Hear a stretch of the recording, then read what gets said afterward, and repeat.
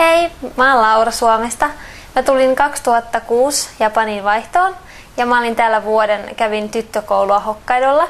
Ja nyt mä sitten sen jälkeen palasin ja oon tehnyt vapaaehtoistyötä AFS:lle. Ja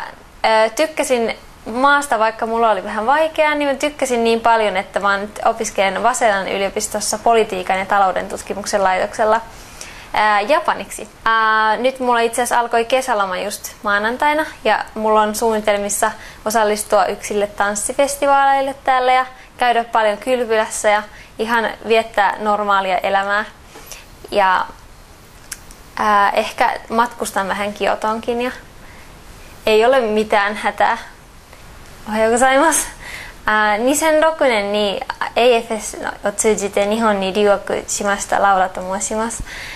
その当時は函館のある女子校に通ってまして、大変な思いも少しはしましたけど、全体的に見るとすごくいい経験ができて、で一旦帰国して受験とかしましたけど、今回は早稲田大学の政治経済学部でまた勉強してて、しかも今回幸い日本語で前回は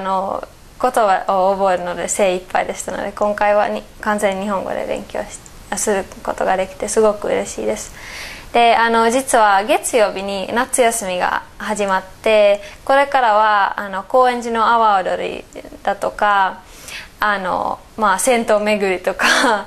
希望としては京都とかも少しまた訪ねたいなと思いますが、ぜひとも安心して日本に来てください。本当に心配ないですので